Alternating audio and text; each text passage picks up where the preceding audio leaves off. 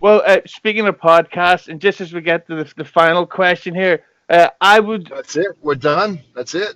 All right. wrap it up. I would personally love to hear you on Keeping the 100 Conan's podcast because that would be people love to hear Vampiro and Conan stuff. So to have you two guys together on the show would be huge numbers, and it would plug your YouTube loads. It would build up the social media. It would be a massive uh, draw for the marks, Well, bro.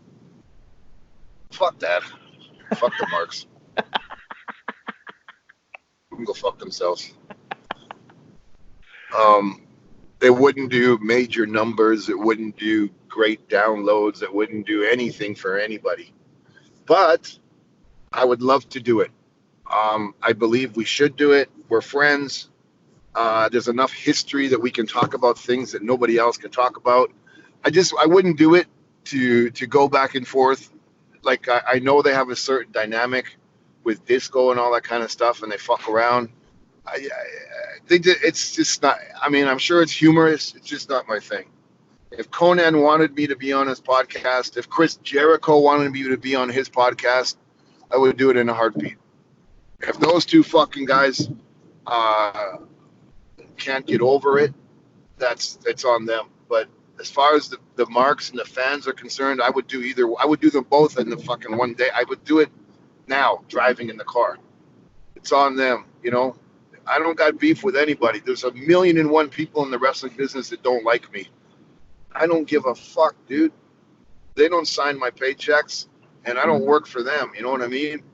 I've done my best to be a positive role model. I've tried my best to help people. Some people like me, some people don't. That's life. You got to understand. I don't give a fuck. And there's a little clique in the new. Some of them are girls, some of the guys, and they think their shit don't stink. And we've worked together. And I saw them when they began, and I see their attitudes where they are now.